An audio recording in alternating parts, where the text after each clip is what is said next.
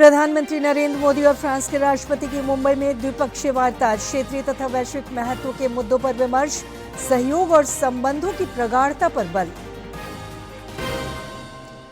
राज्यपाल ने वीर बिरसा मुंडा साइक्लोथॉन और गणतंत्र दिवस शिविर के प्रतिभागियों को किया सम्मानित। एनसीसी कैडेटों के योगदान की सराहना, बेटियों की उपलब्धियों पर जताया हर्ष। रांची में मुख्यमंत्री से मिले विदेशी शैक्षणिक संस्थानों के स्कॉलर्स, सीएम ने विद्यार्थियों को अंतर्राष्ट्रीय स्तर पर उच्च शिक्षा उपलब्ध कराने की दोहराई प्रतिबद्धता, बढ़ेगी लाभुकों की संख्या। और जामताड़ा में राज्य स्तरीय पुरुष सीनियर कबड्डी प्रतियोगिता में खिलाड़ी दिखा रहे दम, 24 टीमें ले रही हिस्सा। बड़ोदरा में राष्ट्रीय प्रतियोगिता में सर्वश्रेष्ठ टीम करेगी प्रतिनिधित्व।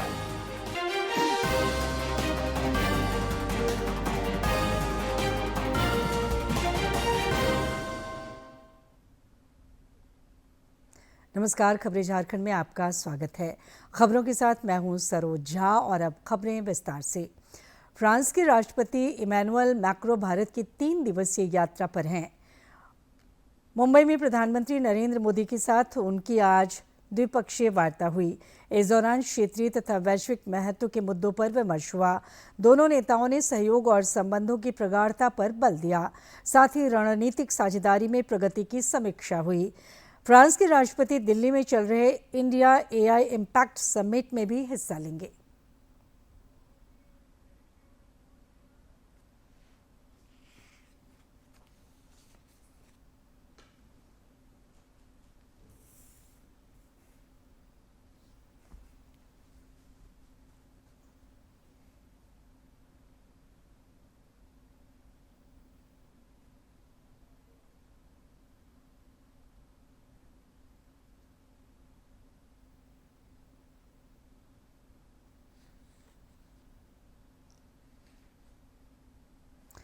झारखंड विधानसभा का बजट सत्र कल से शुरू हो रहा है, जो 19 मार्च तक चलेगा।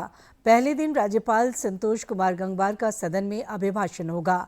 24 फरवरी को वित्त मंत्री राधाकृष्ण किशोर अगले वित्तीय वर्ष का वार्षिक बजट पेश करेंगे। इधर सदन के सुचारू संचालन को लेकर विधानसभा अध्यक्ष रविंद्रनाथ महतो की मौजूदगी में आज विधायक दल के नेताओं की बैठक हुई। इस बैठक में मुख्यमंत्री हेमंत सोरेन, नेता प्रतिपक्ष बाबूलाल मरांडी और संसदीय कार्य मंत्री राधाकृष्ण किशोर समेत अन्य नेता मौजूद रहे। स्पीकर ने सत्र के सुचारू संचालन के लिए सबों से सहयोग मांगा।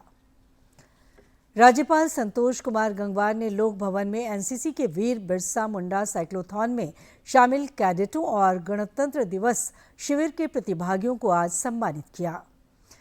इस दौरान उन्होंने राष्ट्र और समाज सेवा में योगदान के लिए एनसीसी कैडेटों के योगदान की सराहना की। उन्होंने इस बात पर हर्ष जताया कि बेटियां हर क्षेत्र में आगे बढ़ रही हैं।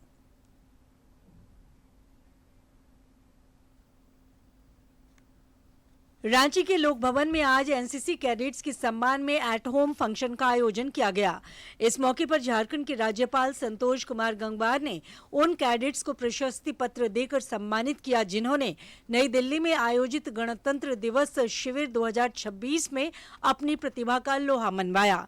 साथ ही वीर बिरसा मुंडा साइक्लोथॉन के उन जाबाजों को भी सराहा गया, जिन्होंने 1300 किलोमीटर की चुनौतीपूर्ण यात्रा तय कर ऐतिहासिक कीर्तिमान स्थापित किया। राज्यपाल ने कैडेट्स के अनुशासन और राष्ट्रभक्ति की सराहना करते हुए उन्हें भविष्य के लिए शुभकामनाएं दी। एनसीसी एक लंबे समय से देश में अच्छे ढंग से काम कर रही है और इसने अपने कुछ कार्यों में पहचान बनाई है। 26 जनवरी को जो कार्यक्रम होते हैं उसमें ये लोग बढ़ चढ़कर हिस्सा लेते हैं और अपनी पहचान भी बनाते हैं। हमारे इस राज्य के भी बड़ी संख्या में साथी वहाँ गए थे, उन्होंने वहाँ पर सम्मान भी प्राप्त किया था। उनको यहाँ बुलाकर उनको आभार व्यक्त करना, उनको सम्मानित करना एक अच्छी बात है और हम सभी कैडेट्स को शुभकामनाएं देते हैं कि वो भविष्य में तरक्की करें और एक देश की पहचान बनाने का काम करें। सम्मान पाकर कैडेट्स के हौसले सातवें आसमान पर हैं। दिल्ली के कर्तव्य पथ पर कदम ताल करने वाली अंडर ऑफिसर संजना कुमारी और वीर बिरसा मुंडा साइक्लोथॉन में अदम्य साहस दिखाने वाले सीनियर अंडर ऑफिसर तनुज सेठ ने अपनी सफलता की कहानी साझा की। इन युवाओं का कहना है कि राज्यपाल से प्रशस्ति पत्र पाकर वो गौरवान्वित हैं। 26 जनवरी में वहाँ प्राइम मिनिस्टर और भी बहुत सारे डिग्नेटरीज़ के सामने परेड कर पाई। मेरा इवेंट गार्ड ऑफ ऑनर था, जिसमें all India guard of honour में मैं सिलेक्शन ली। तो मेरा ये अनुभव बहुत अच्छा रहा, पूरा आरडीसी जर्नी बहुत अच्छा रहा। और आज यहाँ राज्यपाल से जो भी हमें प्रशस्ति पत्र मिला और सर्टिफिकेट मिला और हमें सम्मानित किया गया, हमारा एक्सपीरियंस बहुत ही अच्छा रहा और अभी हमें बहुत प्राउड फील हो रहा है यहाँ पर आकर। इस पूरे यात्रा के दौरान हमने अपने भगवान बिरसा मुंडा के उन सभी कहानियों को और उनकी गाथाओं को लेकर चले थे, जहाँ से हम निकले थे भगवान बिरसा मुंडा के जेल पार्क से। वहाँ से लेकर हमारा जो लक्ष्य था वो था दिल्ली को। तो यहाँ से हम सिर्फ़ और सिर्फ भगवान बिरसा मुंडा की गाथाओं को नहीं, बल्कि उस मिट्टी की, उस अनुभव की, वो साहस को लेकर चले थे। एनसीसी के इन युवाओं ने साबित कर दिया है कि कड़े परिश्रम और अनुशासन से किसी भी लक्ष्य को पाया जा सकता है। राज्यपाल से मिला ये सम्मान अन्य युवाओं को भी सेना और एनसीसी से जुड़ने की प्रेरणा देगा। डीडी न्यूज के लिए कैमरा पर्सन विकास के साथ सूरज की रिपोर्ट। मुख्यमंत्री हेमंत सोरेन से आज रांची में विदेशी शैक्षणिक संस्थानों के कई स्कॉलर्स ने शिष्टाचार मुलाकात की। इस मौके पर मुख्यमंत्री ने कहा कि हमारी सोच है कि झारखंड के विद्यार्थियों को अंतर्राष्ट्रीय स्तर पर उच्च शिक्षा के अवसर उपलब्ध हों, ताकि उनकी मेधा और प्रतिभा निखर कर सामने आ सके। मुख्यमंत्री ने बताया कि मौजूदा समय में हर साल 25 विद्यार्थियों को मरांग गोमकेर जयपाल सिंह मुंडा पारदेशी छात्रवृत्ति योजना का लाभ दिया जा रहा है। आने वाले दिनों में लाभुक छात्रों की संख्या में वृद्धि के लिए सरकार निरंतर प्रयासरत है। उन्होंने सभी स्कॉलर्स को शुभकामनाएं दी। सीएम से मुलाकात करने वाले स्कॉलर्स ने विभिन्न पहलों के लिए राज्य सरकार की सराहना की। राज्य में निकाय चुनाव की गहमागहमी तेज है और प्रत्याशी वोटरों को लुभाने के लिए प्रचार वार में जुटे हैं। उम्मीदवारों ने जनसंपर्क अभियान भी तेज कर दिया है। झामुमो, कांग्रेस और भाजपा जैसी पार्टियां समर्थित उम्मीदवारों के पक्ष में माहौल बनाने में जुटी हैं। राजनीति का पारा भी लगातार चढ़ता जा रहा है और वाक युद्ध तेज है। चुनावी मैदान में दावों और वादों के साथ आरोपों और प्रत्यारोपों की झड़ी लगी है। राज्य निर्वाचन आयोग द्वारा तय कार्यक्रमों के अनुसार निकाय चुनाव की वोटिंग 23 को और मतगणना 27 फरवरी को होगी। निष्पक्ष चुनाव को लेकर सभी जिलों में प्रशासनिक तैयारियां जोरों पर है। पलामू में भी निकाय चुनाव की सरगर्मी लगातार बढ़ती जा रही है। प्रत्याशी जहां मतदाताओं को लुभाने में लगे हैं, वहीं राजनीतिक दल समर्थित उम्मीदवारों की जीत सुनिश्चित करने की कवायद में जुटे हैं। मेदिनीनगर निगम क्षेत्र में चुनाव को लेकर सियासी सरगर्मी तेज हो गई है। पूर्व मंत्री भानु प्रताप शाही, जिला अध्यक्ष अमित तिवारी और पूर्व मेयर एवं भाजपा समर्थित महापौर प्रत्याशी अरुणा शंकर ने समाहरणालय पहुंचकर उपायुक्त और पुलिस अधीक्षक से मुलाकात की। प्रतिनिधि मंडल ने 46 बूथों पर गड़बड़ी की आशंका जताते हुए वहां पैरा मिलिट्री फोर्स की तैनाती और सभी बूथों पर सीसीटीवी कैमरे लगाने की मांग की। उनका कहना है कि मतदाताओं के बीच भय का माहौल बनाया जा रहा है, जिससे स्वतंत्र और निष्पक्ष मतदान प्रभावित हो सकता है।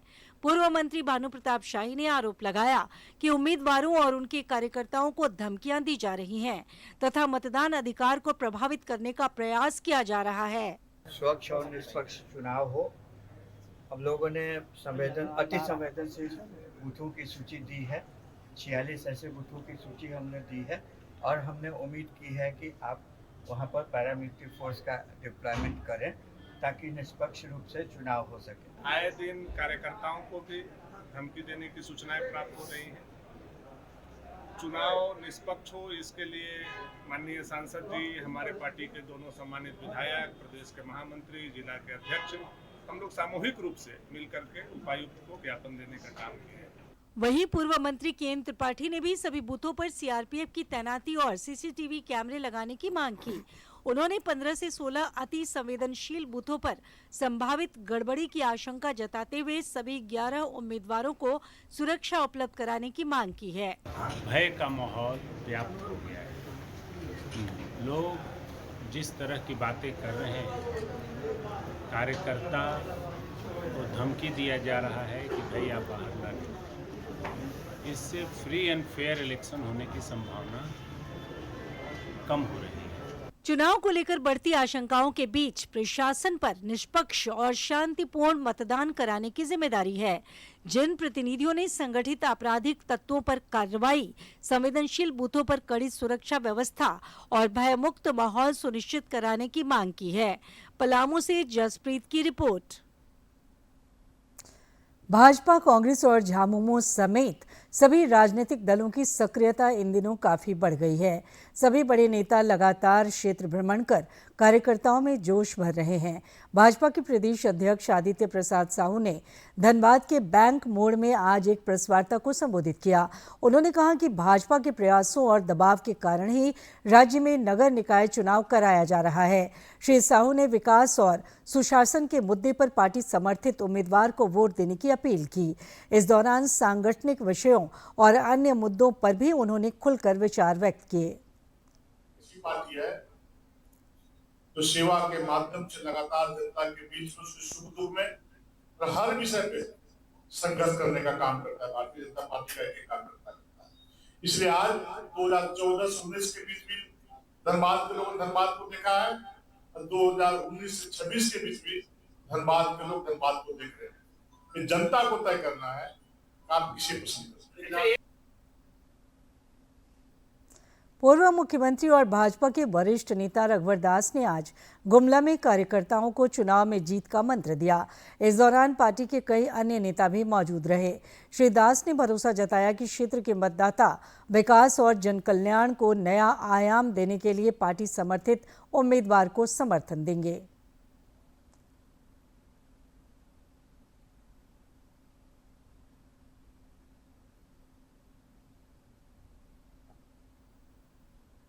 पार्टी ने सोच समझकर सबसे राय विचार कर अगर किसी को अधिकृत उम्मीदवार बना तो पूरी पार्टी उसके लिए लगी हुई है। और मैं देख रहा हूँ, अभी लोहरदगा भी देखा, यहाँ भी देख रहा हूँ, जो उत्साह है कार्यकर्ताओं,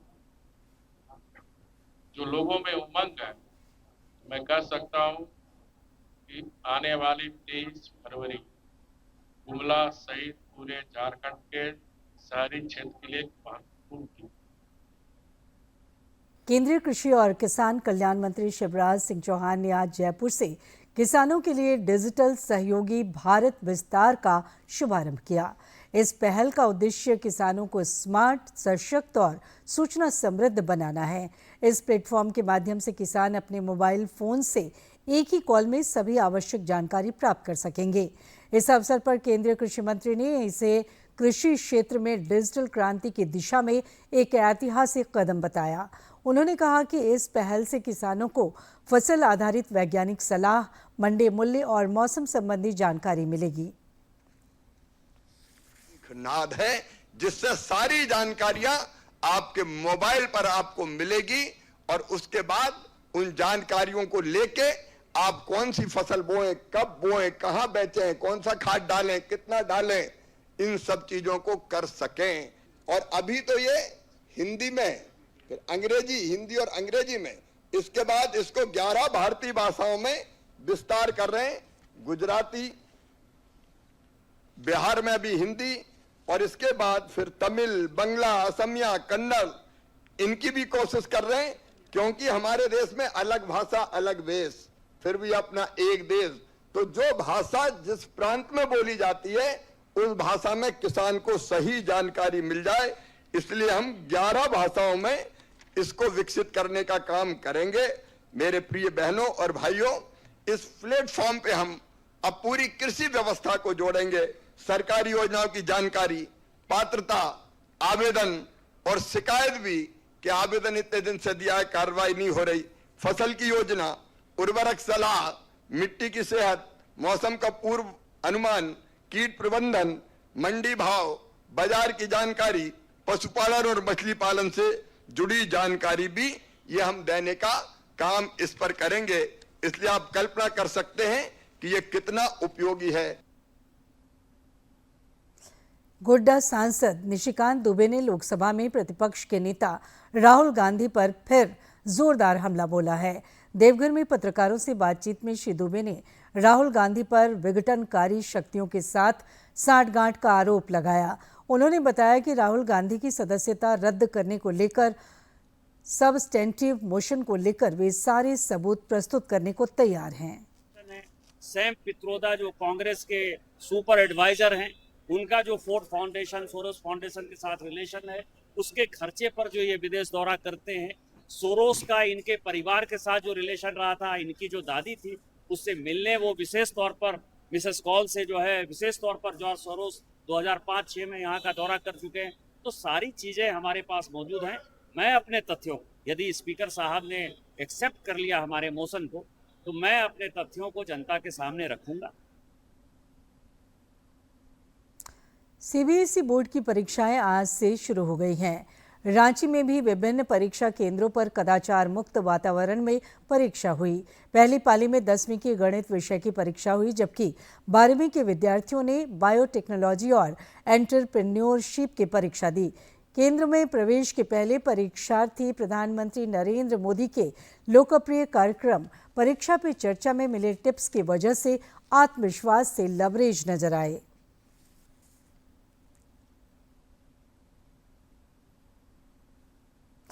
बोकारो जिले में भी इन दिनों मैट्रिक और इंटरमीडिएट बोर्ड परीक्षाएं शांतिपूर्ण वातावरण में चल रही हैं। उपायुक्त अजय नाथ झा ने आम लोगों से तेज ध्वनि वाले यंत्रों के प्रयोग से परहेज करने का आग्रह किया है, ताकि विद्यार्थियों की पढ़ाई और एकाग्रता प्रभावित न हो। उन सबको अपनी शुभकामना देना चाहता हूं कि बहुत अच्छे से पूरे मन से अपनी परीक्षा दें, अपना बेस्ट करें। जो भी प्रश्न पत्र है, जो भी आपने पढ़ाई किया है, जितना भी अध्ययन किया है, उसके बाद जो भी प्रश्न आता है उस प्रश्न पर, उस सिचुएशन में जो सबसे बेहतर आप कर सकते हैं वो करने की कोशिश करें। दूसरी ओर मैं जहाँ शादियाँ हो रही है, जहाँ धार्मिक अनुष्ठान हो रहे हैं, उन सब लोगों से ये अपील करना चाहता हूँ और मेरा एक डायरेक्शन भी है कि आप अपना जो लिमिट है ध्वनि का, उसी ध्वनि में रखें और देर रात में तेज शोर वाले आवाज़ से बचें, ताकि ये बच्चे भी तो आपके अपने ही हैं। इन बच्चों की पढ़ाई डिस्टर्ब ना हो। बहुत क्रूशियल समय पर ये बच्चे रहते हैं, तनाव में भी रहते हैं, कितना भी समझाएं पर ये थोड़े बहुत तो तनाव में रहते हैं, और ऐसे में इस शोर से इनका तनाव, इनका ये बढ़ सकता है। तो इसके लिए मैं अपील करना चाहता हूँ सबसे कि सब लोग इसमें ध्यान रखें, शोर को कम रखें। सीबीएसई ने इस वर्ष से लागू 10वीं की नई बोर्ड परीक्षा योजना के तहत पात्रता नियमों पर आधिकारिक स्पष्टीकरण जारी किया है। बोर्ड ने स्पष्ट किया है कि पहली बोर्ड परीक्षा में शामिल होना सभी विद्यार्थियों के लिए अनिवार्य है। यदि कोई छात्र पहली परीक्षा में 3 या उससे अधिक विषयों में अनुपस्थित रहता है, तो वो दूसरी परीक्षा के लिए पात्र नहीं होगा।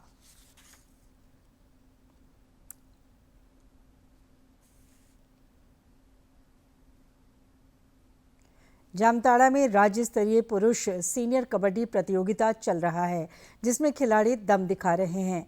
विजेता टीम को बड़ोदरा में आयोजित होने वाली राष्ट्रीय स्तर की प्रतियोगिता में राज्य का प्रतिनिधित्व करने का मौका मिलेगा।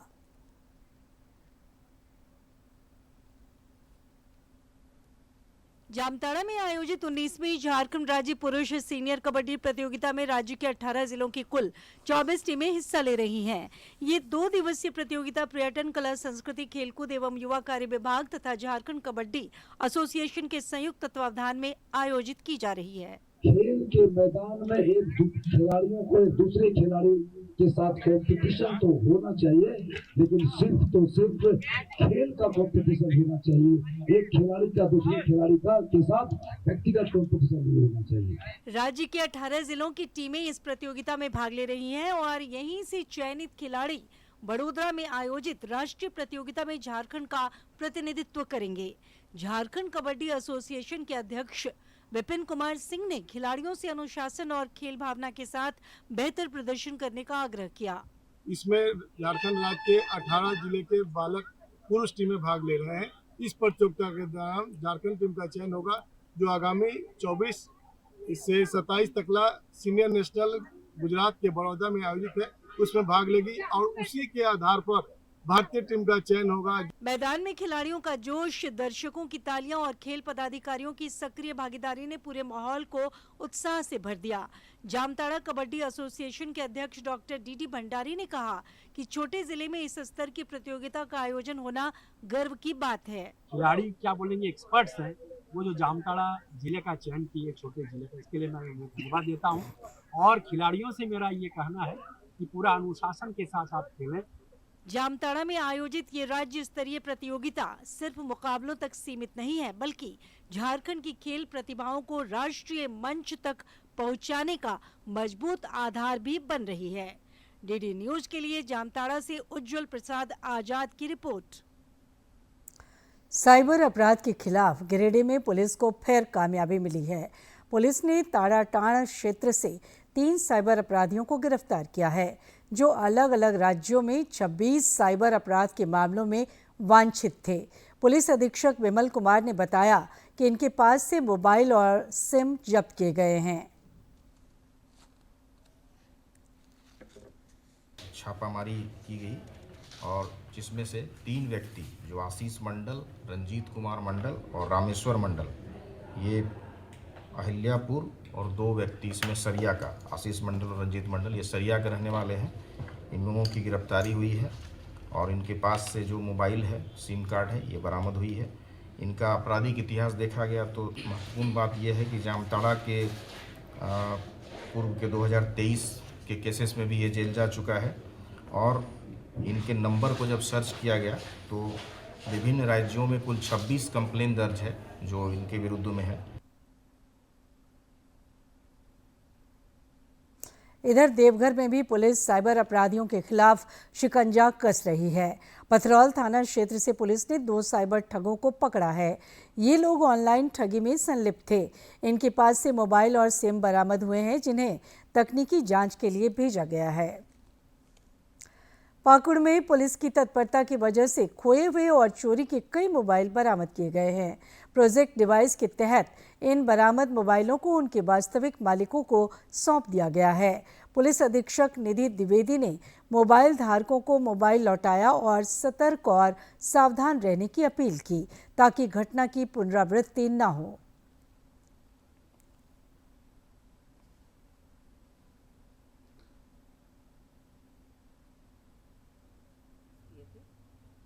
उस समय कम समय में हम लोग 5 ही कर पाए थे। उसी कड़ी में फरवरी माह में हम सभी थाना को मिलाकर 19 मोबाइल फ़ोन्स आज रिटर्न कर रहे हैं उनके ओनर्स को।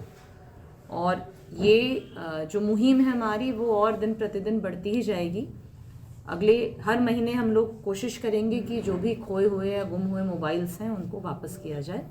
आज टोटल 19 चोरी गुमशुदा हुए मोबाइलों को उनके धारकों तक हम लोग पहुंचा रहे हैं। और अब मौसम। राज्य में पारा लगातार ऊपर की ओर चढ़ रहा है, जिससे अब धूप की तपिश लोगों को परेशान करने लगी है।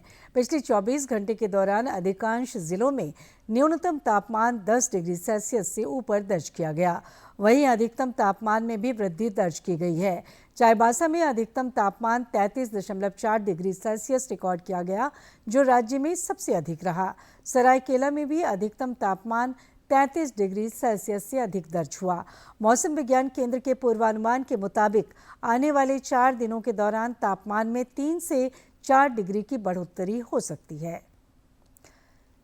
दूरदर्शन झारखंड पर पल पल की खबरों से जुड़े रहने के लिए आप हमारे social media platform x, Facebook, Instagram और यूट्यूब से जुड़ सकते हैं, क्योंकि खबरों से जितना बाखबर रहना ज़रूरी है, उससे ज़्यादा ज़रूरी है सटीक, संतुलित और निष्पक्ष समाचार।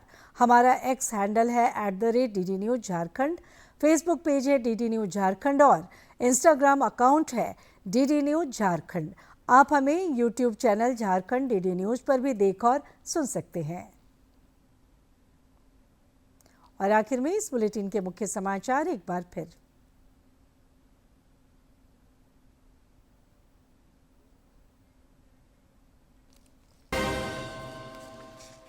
प्रधानमंत्री नरेंद्र मोदी और फ्रांस के राष्ट्रपति की मुंबई में द्विपक्षीय वार्ता, क्षेत्रीय तथा वैश्विक महत्व के मुद्दों पर विमर्श, सहयोग और संबंधों की प्रगाढ़ता पर बल। राज्यपाल ने वीर बिरसा मुंडा साइक्लोथॉन और गणतंत्र दिवस शिविर के प्रतिभागियों को किया सम्मानित। एनसीसी कैडेटों के योगदान की सराहना, बेटियों की उपलब्धियों पर जताया हर्ष। रांची में मुख्यमंत्री से मिले विदेशी शैक्षणिक संस्थानों के स्कॉलर्स। सीएम ने विद्यार्थियों को अंतर्राष्ट्रीय स्तर पर उच्च शिक्षा उपलब्ध कराने की दोहराई प्रतिबद्धता, बढ़ेगी लाभुकों की संख्या। और जामताड़ा में राज्य स्तरीय पुरुष सीनियर कबड्डी प्रतियोगिता में खिलाड़ी दिखा रहे दम, 24 टीमें ले रही हिस्सा। बड़ोदरा में राष्ट्रीय प्रतियोगिता में सर्वश्रेष्ठ टीम करेगी प्रतिनिधित्व।